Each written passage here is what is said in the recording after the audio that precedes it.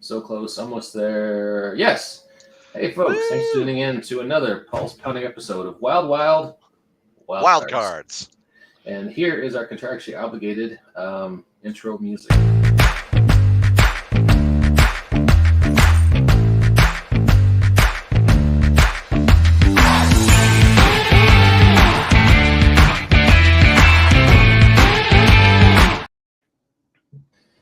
Hey, folks, I see we already have some folks in the audience. So, hey, say hi. We're here to answer any questions. We have a special subject for today. Mr. Scott Crosson, who is lives very close to Ross and not quite as close to me here in the suburbs of Denver, Colorado. Scott has a fan project. Please don't sue us, Hasbro. In which he has adapted HeroQuest for Savage Worlds. So that's pretty cool. Can you tell us about that, Scott? Yeah, let's explain the concept. Okay. The concept is taking dungeon crawling board games and using the Savage Worlds engine. That's the simple 30-second elevator pitch. Okay, if someone's not familiar with the inspiration for your project, which is HeroQuest. So HeroQuest is a game that came out in the late 80s, early 90s. From I believe it wasn't Hasbro at the time, if I remember correctly. Milton Bradley.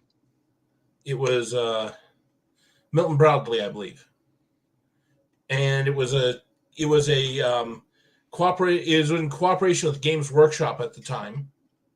So they had a lot of like Warhammer fantasy tropes, and then them and Games Workshop kind of went their separate ways. And you got Advanced HeroQuest, and then you got Warhammer Quest, and the basics of the game is you have a game board, you have game pieces, and you dungeon crawl. So it's you go through a dungeon, you explore it, you beat up monsters, and you take their stuff. And you've adapted this concept to role-playing games. So we're not actually on a board with, we're not playing a board game. We're using the concept for a role-playing game. You're using the concept for a role-playing game, but you're using the board in a lot of the game pieces. Okay. So how does it work? So the idea is it is run as one long combat encounter. The players enter the board, and then they move around, and then as they explore, they run into different monsters, and it's Savage Worlds combat. Now they can search rooms, of course, and because it's one long combat, even when there's no enemies on play, the GM always draws at least one card for initiative, because in case somebody opens the door, there's revealing more monsters, or on a GM Joker, a wandering monster group appears to add some tension to the game. So it's Savage Worlds dungeon crawling. It's one long combat session. How if I want to be a role player and role play my character, how would I do that in this game? So I've played it. I've run it at cons, and we get a lot of role playing because it's a group of role players having fun. There's chances that you're not always in combat. You still go around the table as if in turns, but people do role play. They do. Characters do talk with each other. They bicker. They have fun.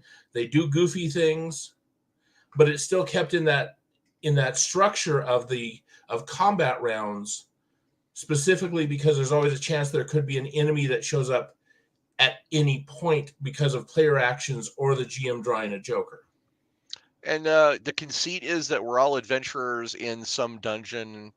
Is there like a goal or a quest that we're on? If you can adapt the actual scenarios from the game itself, so that yes, you can have that.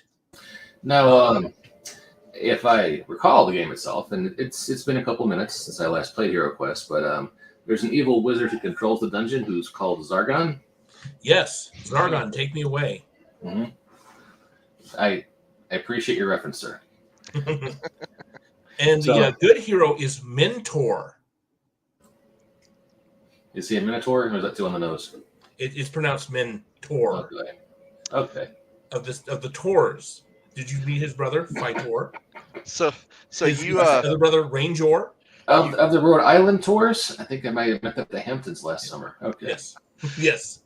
so you run this game at conventions as Mhm. one shots.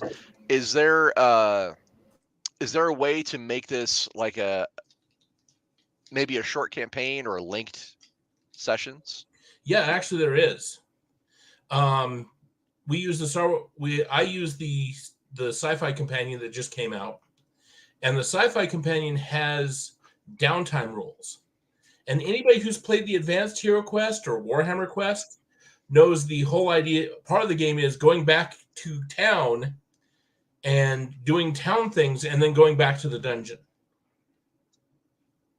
Now, this is still in the early. I've been playing around with it for just a while now, so it's got a few bugs.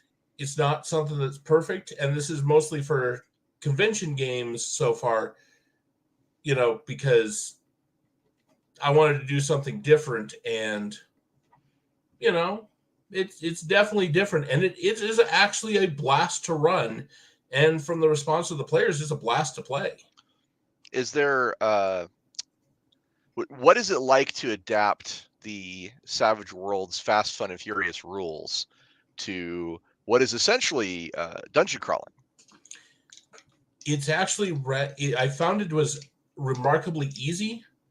The two issues I had was the big issues was once I figured out to do it as just a continuous combat, with the rounds and the cards, mapping the monsters to fit the monsters in the game, and then what to do with treasure, because these are kind of looter games. These are games where you travel around and you search the rooms and you find treasure.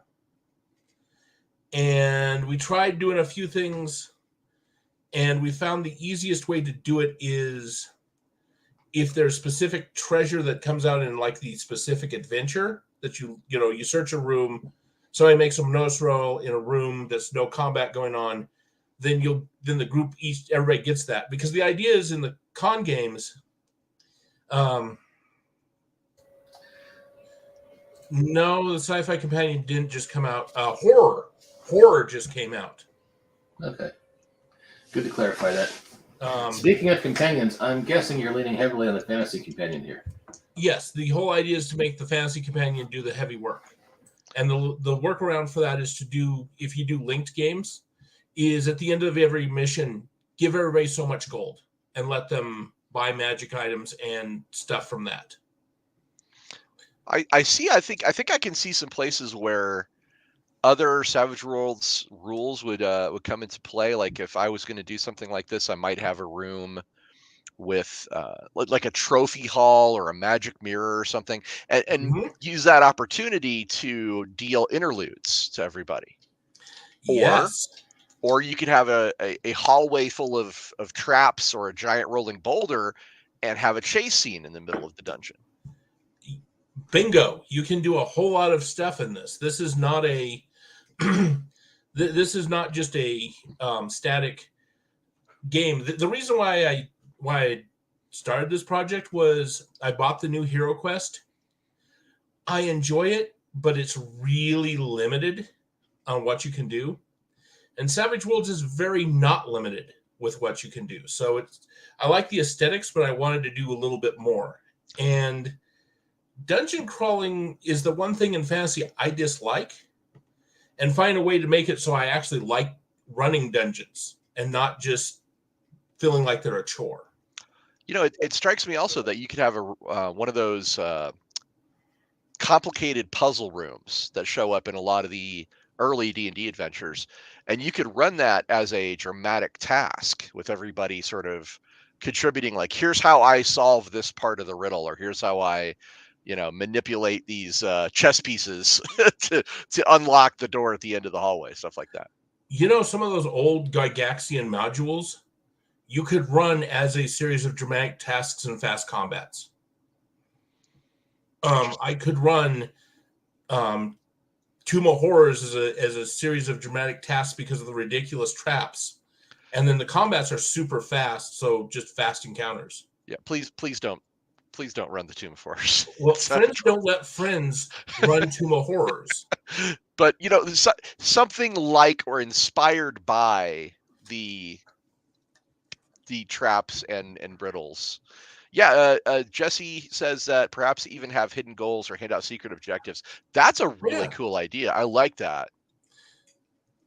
Hello, Joe. You're on time. So are we. Good evening, Joe. sir. Yeah, I mean, there's a lot you can do with this, and there is a lot. And being somebody who's a big fan of the board game craze of the pre-COVID Kickstarter, I have this whole pile of games, and Ross can confirm this, that are dungeon crawlers that are. I looked at them. I went, cool. I like the tile maps, and I like the miniatures, and you can keep the games are not the best. That's diplomatic, right? Mike, how would you use Savage Quest? How would I use Savage Quest? Let me think about that. I will acknowledge Scott's point about there being varying degrees of quality in the the board game boom on Kickstarter, especially pre-COVID.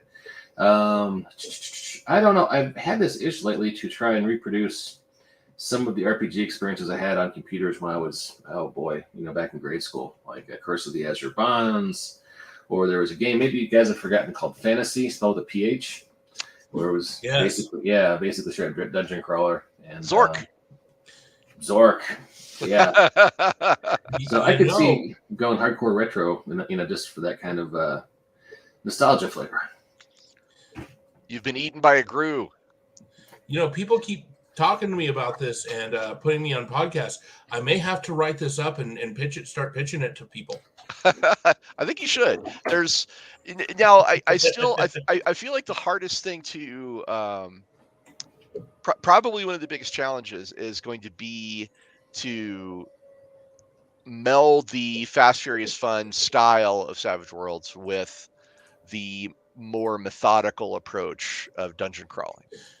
I found that in the couple times I've played this or run this is because it's a combat round on a tactical map, because you're using game maps, that players tend to they tend to figure that they've got some sort of running clock, and they tend to move rather quickly. This is not like 4th edition D&D where you enter a room, you fight the monsters, you take an 8-hour nap, and the next day you go to the next room. That was one thing I liked about I did some Savage Pathfinder last year, and it cured a lot of the problems I had with D&D because I always hated the experience you just described, which is, all right, we're entering combat and we're going to submerge in about 3 hours, and it was just so. I played on this podcast. In fact, we came across some gnolls who were harassing a small border town, and wow, combat was Savage Worlds combat. Mm-hmm. It was a real pleasure. I was pleasantly surprised. And also players had this weird habit of breaking up into smaller groups to go explore, to cover as much ground as possible, which I love it when players split up because that just makes things just much more fun. Is it splitting the party basically the thing you're not supposed to do, especially in a dungeon? You know what? They say that. They also say that, you're supposed to kick in the door, fight the monsters, and then wait 8 hours, so that everybody can heal up and get all their hit points back. Different paradigms. But one thing I did find out in Savage Worlds, fighting in 5 foot corridors sucks for everybody. Yeah, if you've ever been actually spelunking, the idea of having to do close quarters combat, in a claustrophobic, dark environment it's viscerally terrifying because it's already tight and cramped, and then there's small things trying to bite your kneecaps. It would wake you up real quick. So if someone is interested in trying this, I am guessing this is just something you run at cons. You don't have the files up online anywhere for public consumption? Not yet. Okay. A lot of this is, like I said, this is early playtest stuff. This is me essentially playing around with it and people going, "Oh my God, this is great. When is this coming out?" I'm like, well, I have to file a lot of stuff off of it to make sure that Hasbro, till all are sued, doesn't go after me. Mm-hmm. Could you just take the paradigm of kind of a running dungeon crawl, that has a sense of urgency and kind of translate that into Savage Worlds without having to worry so much about the IP? Yeah, I mean, the idea of a running dungeon crawl actually seems to solve a lot of the issues with dungeon crawling, of it just being slow and methodical, because you don't exit combat. People don't get out of that. They still role play. I notice they still banter between each other and they're still doing things, but they're not doing that whole thing where the whole game just kind of slows down and with a loud thunk. Yeah, I always felt like the idea, sort of like Black Hawk Down. You're a small and better group running through enemy territory is how you should approach a dungeon crawl. That kind of sense of urgency and danger. Ross, I see you cut you off. I'm sorry. So what were you saying? I was just going to add that I think it's kind of refreshing to apply the Savage Worlds brush to a very different genre of fantasy gaming, and I kind of love the idea of taking all of the kind of tedious parts of dungeon crawling and looking at them through the lens of Savage Worlds. Like, how can I make this fun and interesting? I.e., dramatic tasks or chase scenes or interludes or fast combat. And I don't know, it seems like something that I think would be really intriguing, certainly to experience. Yeah, I mean, and you kind of get that old school Renaissance kind of fits that itch of going out there and dungeon crawling without the tedium. Well, I wouldn't want to slam OSR, but I would say that I think this is a different approach. Save your journey. Thank you, Jesse. Save your journey. That's not bad. Not bad at all. It's legally distinct, which is the best kind of distinct. What are your what do you imagine would be the toughest part of presenting this to a Savage Worlds group? Getting it over you would have to wrap it into a larger campaign structure. Like, for example, sell it as a fantasy special forces game where you're going and you're trying to shut down an evil cult, for example. And you have to go down to the sites and go down there and clear them all out. Sort of like the fantasy version of the second act of the Captain America, the original Captain America movie that Marvel did, where they're going all over Europe and knocking Hydra out. You mean the Red Brown one? No, I'm talking about the one with a Chris in it. Oh, okay. You mean the first Avenger? Is what you mean? The first Avenger, yes. Yeah. All right. In fact, that would be a great RPG. Would be going around. Would be the second act of Captain America. Right, but how would you do that as a dungeon crawl? Because would the Hydra bases be the dungeons? Yeah, you had to reskin them as bases. Yeah, that's exactly how you do that.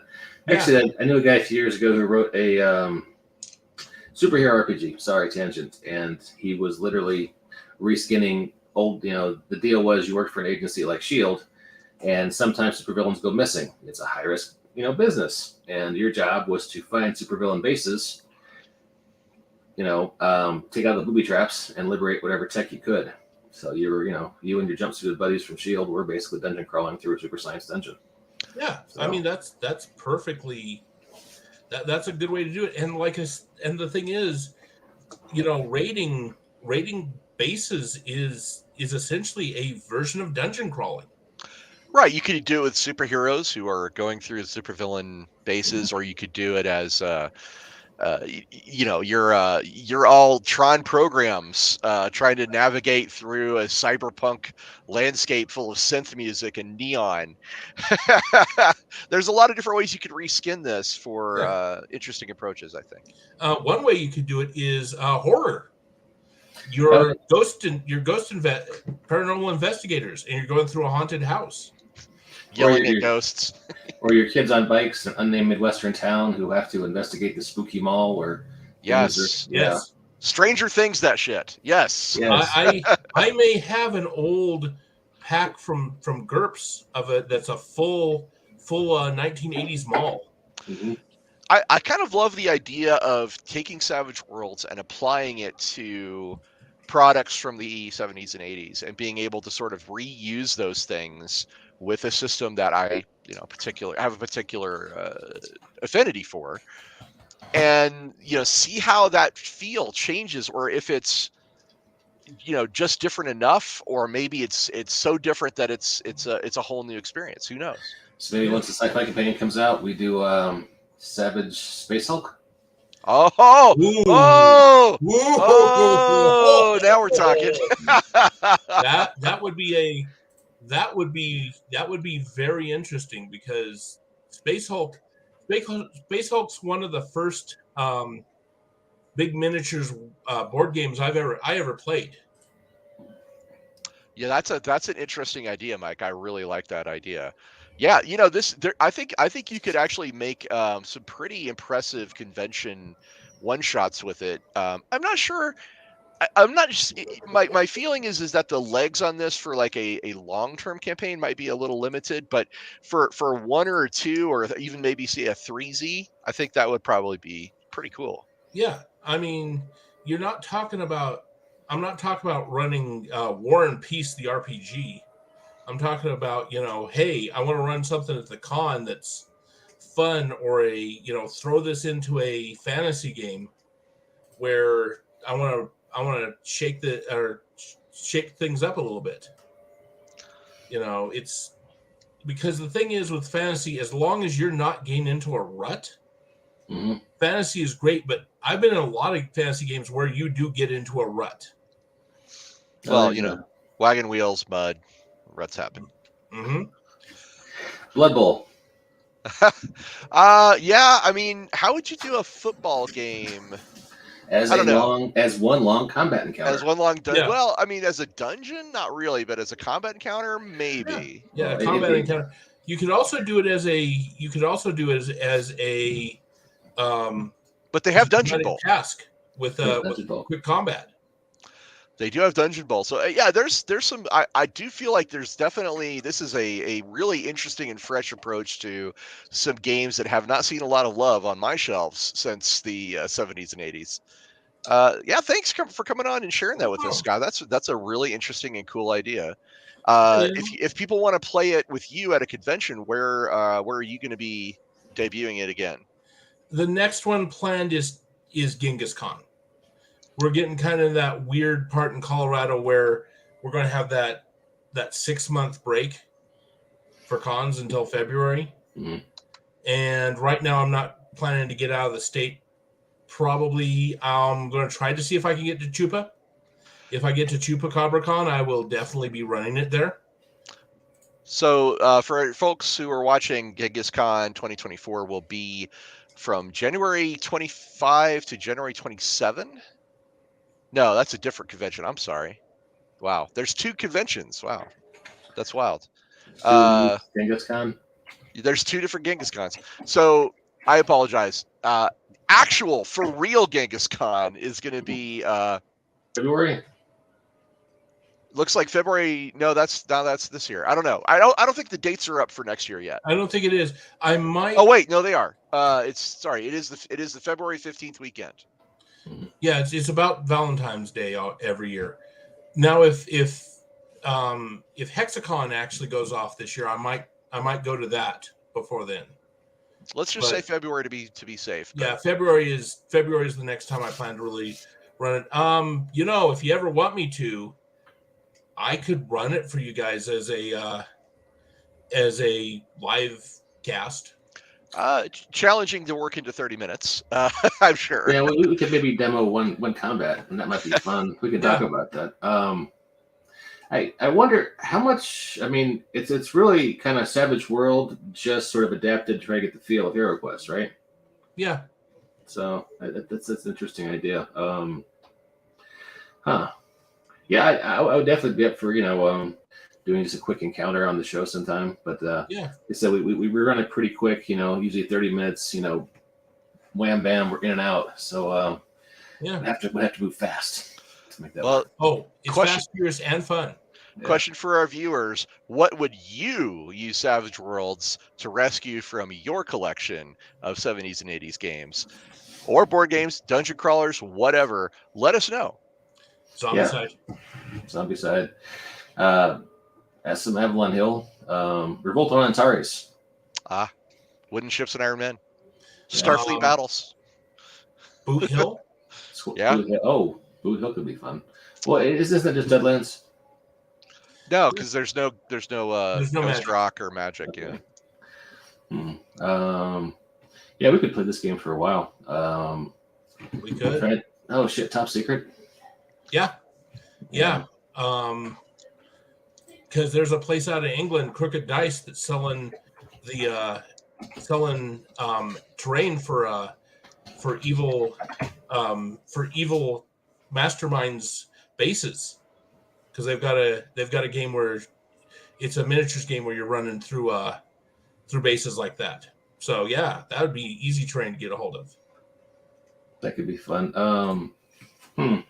Well, yeah, folks, if you have any ideas, let us know in the comments, and we can do a follow-up show at some point. A lot of great old 80s games. Just kind of feeling nostalgic, trying to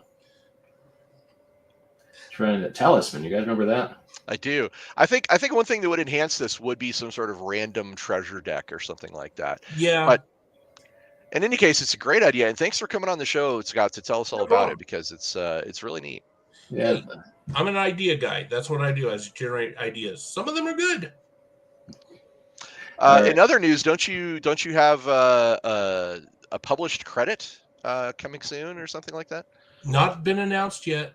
Very well. Well, until we do see some of your work in print, which I think we will. Yes. Very excited to see what you do in the future, sir. Looking forward to it. Thank you for having me on the show. I really appreciate this. Sounds good. And to all our viewers, thanks for catching us out. We know we had a kind of a long hiatus, but we're hopefully back doing monthly or bi-weekly shows, depending. If you have any ideas for topics on the Wildcard show, please let us know in the comments, or reach out to me at mikelaugh@gmail.com. Ben Podcast, who hosts Wildcards, is on Facebook, and you can find us there. And we're open to any ideas about, or if you happen to be a publisher and you want to come on and talk about your stuff, we'd love to have you on. Ross, you get the final word. Hey, man, I think dungeon crawling in Savage Worlds could be chocolate and peanut butter, just like Reese's Pieces. All right, sounds good. That happy thought. We will see you folks later, and enjoy your holiday weekend.